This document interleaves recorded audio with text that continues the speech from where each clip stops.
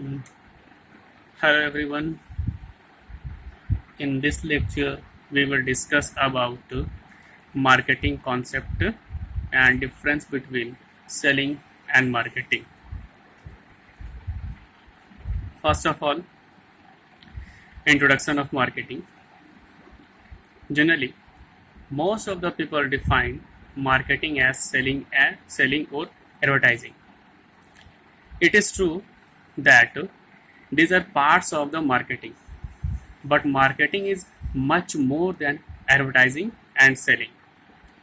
In fact, marketing comprises of a number of activities which are interlinked, and the decision in one area affects the decisions in other areas.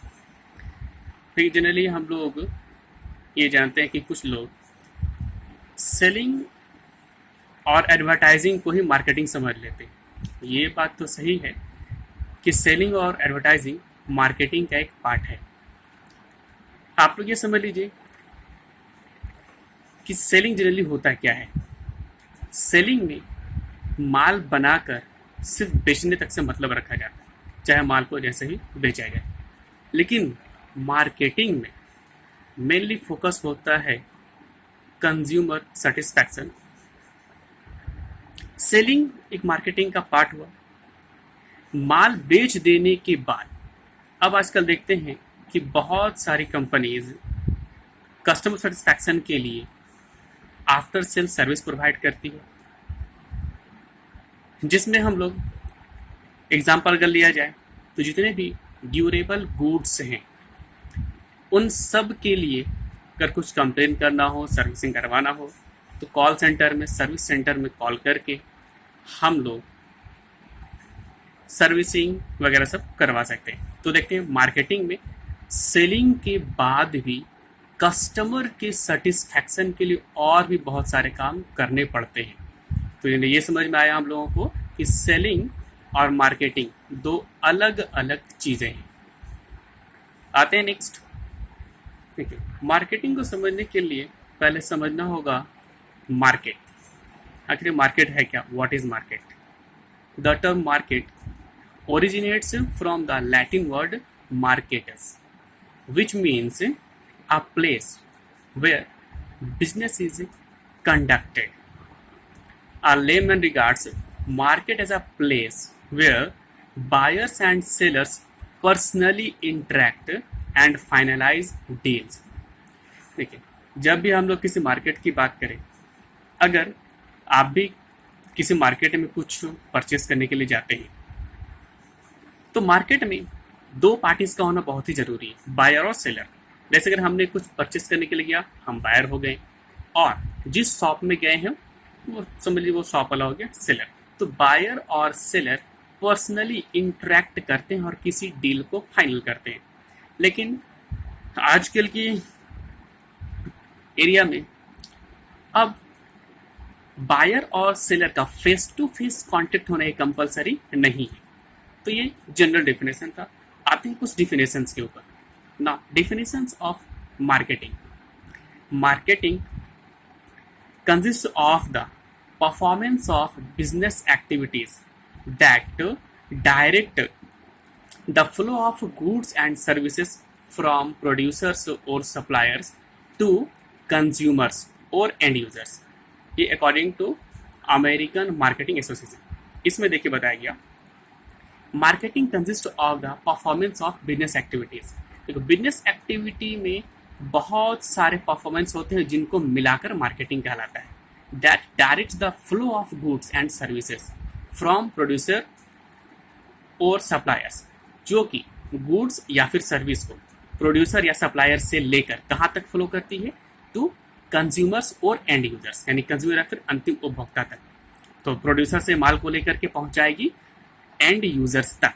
ये है marketing. तो इस बीच में जितने भी activities किए जाते हैं उन सारे एक्टिविटीज को मार्केटिंग के अंदर रखा जाता है।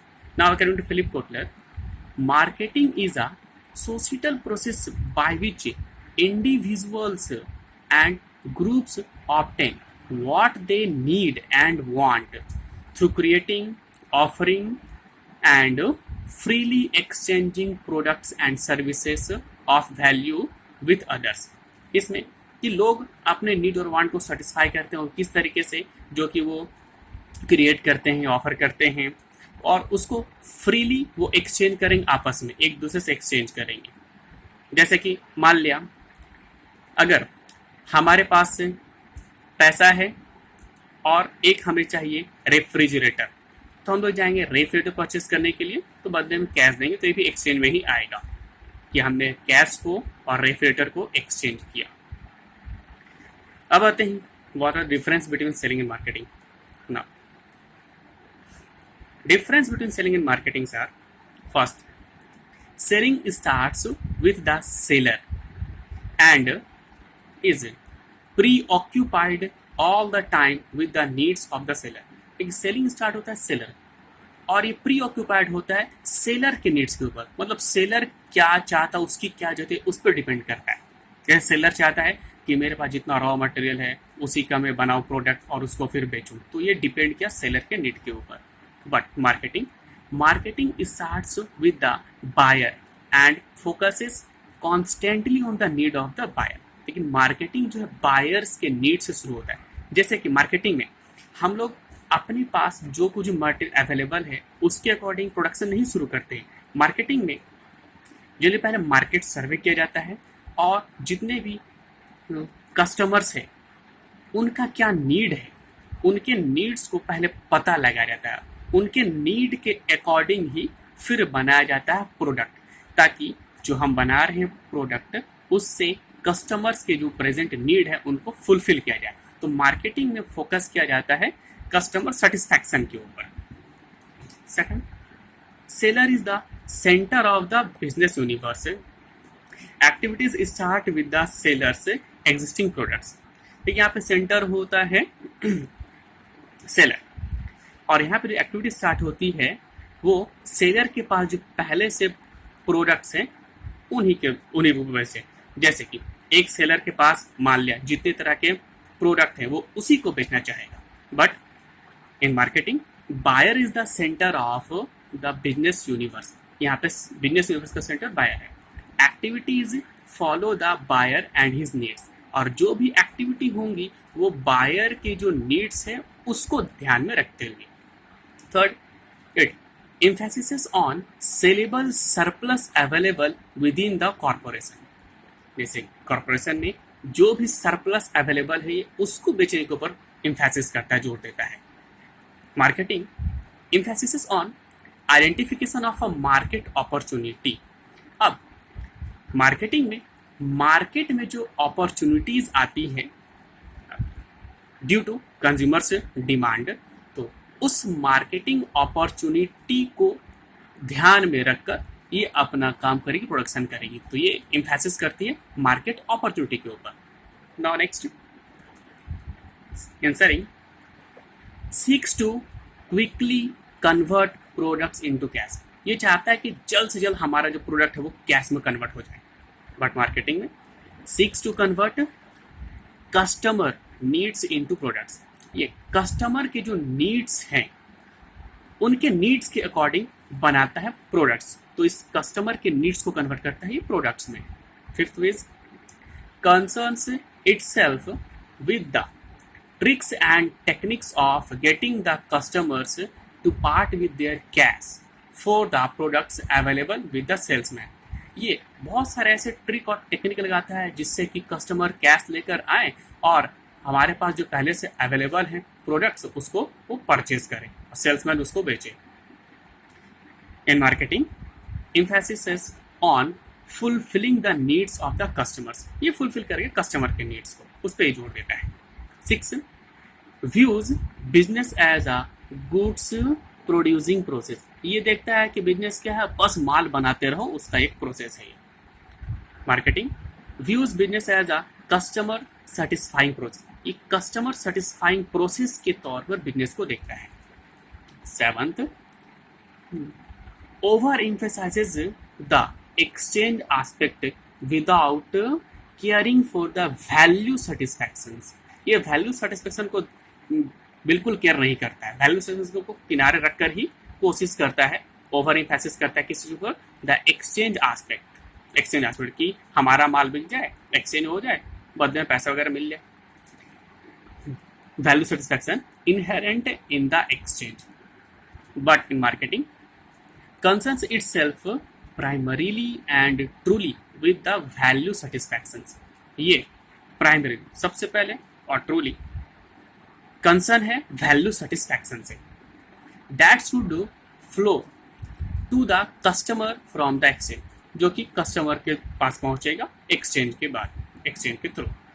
Next 8 number, sellers preference dominates the formulation of the marketing mix. देखो सेलर्स का जो प्रीफरेंस होता है, मतलब सेलर्स की जो चाहत है वो डोमिनेट करता है फॉर्मुलेशन ऑफ मार्केटिंग मिक्स। मैं बता दूं मार्केटिंग मिक्स ये नेक्स्ट चैप्टर में हम लोग पढ़ेंगे, फिर भी इसका हल्का सा इंट्रोडक्शन बताता हूँ।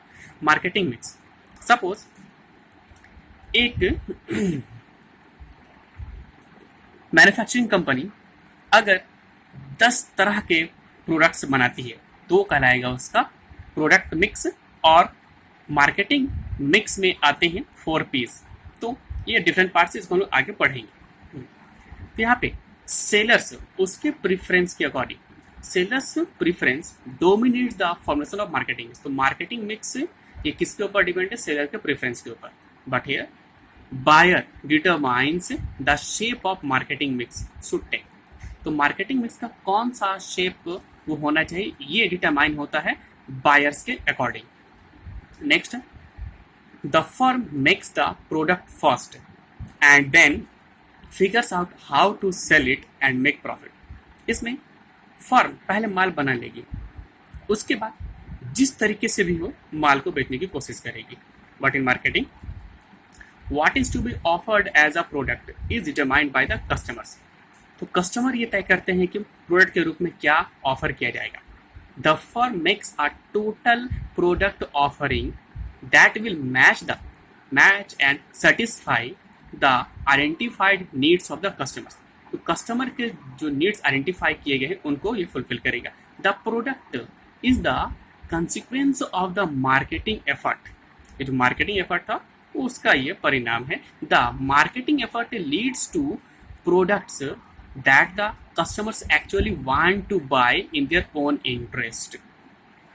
10 emphasis on staying with the existing technology and reducing cost। इसके बाद जो पहले से टेक्नोलॉजी उसी के ऊपर जोर देकर कॉस्ट को कम करने की कोशिश की जाती है। emphasis on innovation in every sphere, ये इनोवेशन के ऊपर डिपेंड है हर एक क्षेत्र में। On providing better value to the customer by adapting better technology, ताकि बेटर टेक्नोलॉजी को एडेप्ट करके कस्टमर को बढ़िया वैल्यू दिया जाए। नेक्स्ट, सेलर्स मोटिव से dominate marketing communication.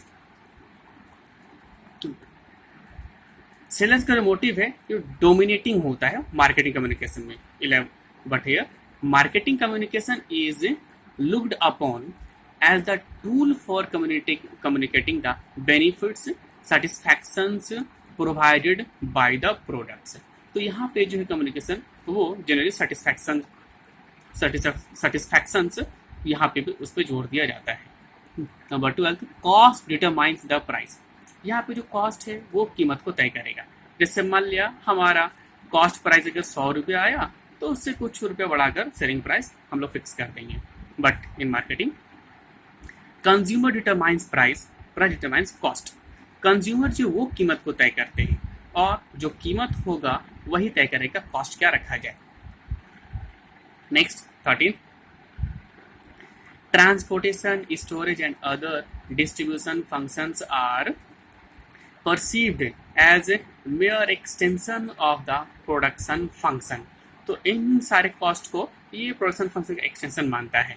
But in marketing they are seen as vital services to be provided to the customers, keeping customers convenience in focus. Next number 14, emphasis is on somehow selling. इस पे जोर है किस तरह माल बेचो। There is no coordination among the different functions of the total marketing task. Total marketing में जितने भी डिफरेंट हम लोग फंक्शंस करते हैं उसके बीच कोऑर्डिनेशन यहाँ पे नहीं होता है। Emphasis is on integrated marketing, an integrated strategy covering product promotion, price and distribution। ये जो product promotion, price and distribution, ये भी 4 P's of marketing, these are marketing mix. ये हम लोग नेक्स्ट चैप्टर में पढ़ेंगे। Different department of the business operate as separate water tight compartments. जो different department water tight compartment जैसा काम करते हैं, मतलब एक दूसरे से किसी को लेना देना नहीं है। All departments of the business operate in a highly integrated manner, the sole purpose being generation of consumer satisfaction. तो यहाँ पे जितने भी है सोल पर्पज है जनरेट करना consumer satisfaction. 16 number, in firms, वैसे फर्म प्रैक्टिसिंग सेलिंग, जो प्रैक्टिस कर रहे हैं सेलिंग के ऊपर, in firms practising selling, production is the central function of the business.